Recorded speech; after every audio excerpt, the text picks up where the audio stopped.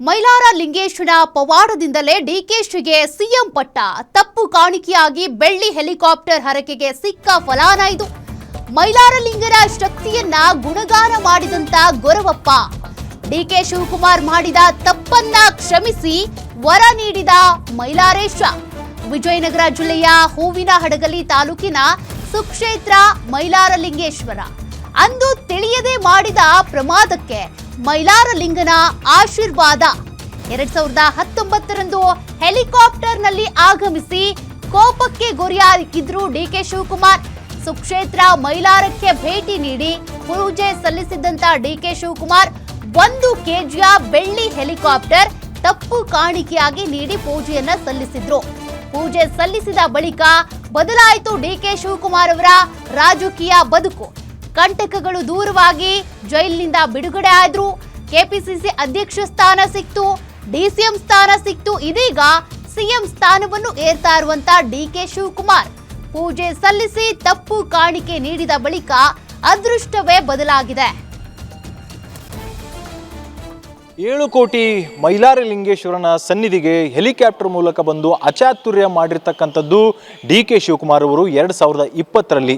ಅಂದು ಮಾಡಿದಂತಹ ತಪ್ಪಿಗೆ ಅನೇಕ ರೀತಿಯಾಗಿರ್ತಕ್ಕಂಥ ಒಂದು ನೋವನ್ನು ಶಿಕ್ಷೆಯನ್ನು ಇದೇ ಡಿಕೆ ಶಿವಕುಮಾರ್ ಅವರು ಅನುಭವಿಸಿದ್ರು.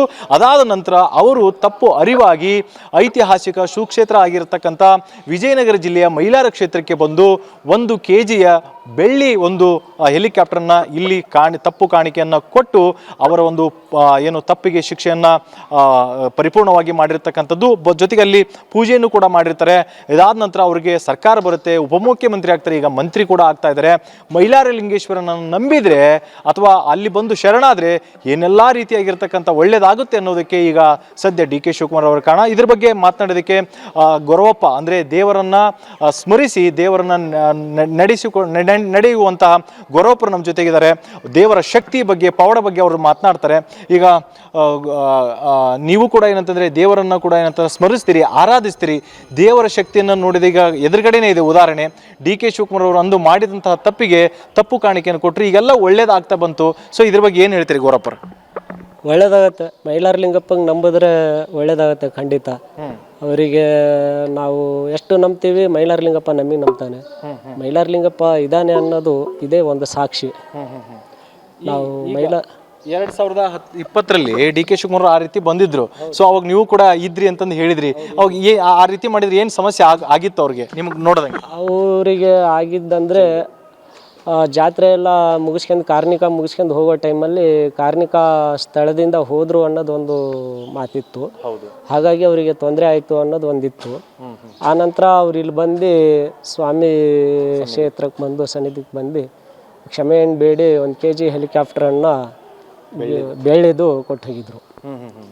ಸೊ ಇದನ್ನೆಲ್ಲ ನೋಡಿದಾಗ ಭಕ್ತರಲ್ಲಿ ಎಲ್ಲೋ ಒಂದು ಕಡೆ ಬೇರೆ ರೀತಿಯಾಗಿರ್ತಕ್ಕಂಥ ನಂಬಿಕೆ ಇತ್ತು. ಅದು ಇನ್ನೂ ಕೂಡ ಬಲವಾಯಿತು.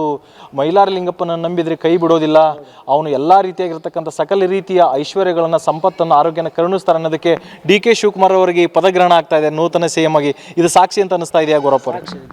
ಸಾಕ್ಷಿ ಇದೆ. ಮೈಲಾರ ಲಿಂಗಪ್ಪಗೆ ನಂಬಿದ್ರೆ ಕೈ ಬಿಡಲ್ಲ ಅನ್ನೋದು ಒಂದು ಸಾಕ್ಷಿ ಇದೆ. ಮೈಲಾರ ಲಿಂಗಪ್ಪಗೆ ನಂಬಬೇಕು, ಒಳ್ಳೇದಾಗುತ್ತೆ. ಓಕೆ, ಭಕ್ತರಿಗೆ ಈ ಮೂಲಕ ಏನು ಸಂದೇಶ ಅಂದರೆ ಏನು ಹೇಳ್ತೀರಿ?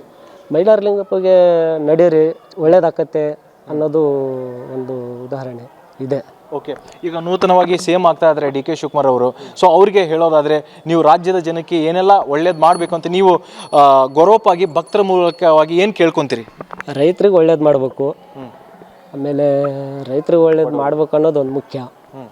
ಕೆಲವು ಬಡವರು ಇದ್ದಾರೆ, ಅವರಿಗೆಲ್ಲ ಯಾರು ಬಡವರು ಯಾರು ರೈತರು ಇದ್ದಾರೆ ಅವರಿಗೆಲ್ಲ ನೋಡಿದ್ರೆ ಒಳ್ಳೇದೇ. ದೇವರ ಆಶೀರ್ವಾದ ಮಾಡೋದು ಸಾರ್ಥಕ ಆಗುತ್ತೆ ಅನ್ನೋದು. ಆಯಿತು ಆಯಿತು.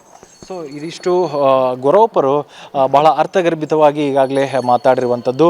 ಅಧಿಕಾರಕ್ಕೆ ಬರ್ತಾ ಇದ್ದಾರೆ, ತಪ್ಪು ಮಾಡುವುದು ಸಹಜ, ಆದರೆ ಅದನ್ನು ತಿದ್ದಿ ನಡ್ಕೊಂಡಿದ್ದಾರೆ. ಹೀಗಾಗಿ ಮೈಲಾರ ಲಿಂಗೇಶ್ವರನು ಕೂಡ ಅವರಿಗೆ ಕ್ಷಮೆಯನ್ನು ಕೊಟ್ಟು ಈಗ ಎಲ್ಲ ರೀತಿಯಾಗಿರ್ತಕ್ಕಂಥ ಒಳ್ಳೆಯದನ್ನು ಮಾಡಿದ್ದಾರೆ. ರೈತರಿಗೆ ಒಳ್ಳೆಯದನ್ನು, ಅಧಿಕಾರಕ್ಕೆ ಬಂದಂಥ ರೈತರಿಗೆ ಒಳ್ಳೆಯದನ್ನು ಮಾಡಬೇಕು ಅನ್ನುವಂಥದ್ದನ್ನು ಈಗ ಅವರು ಗ್ಯಾರಂಟಿ ನ್ಯೂಸ್ ಮೂಲಕ ಹೇಳಿರುವಂಥದ್ದು. ಹಾವೇರಿಯಿಂದ ರಮೇಶ್ ಬಸಪ್ಪ, ಹುಣಸಿಮರದ ಗ್ಯಾರಂಟಿ ನ್ಯೂಸ್, ಮೈಲಾರದಿಂದ.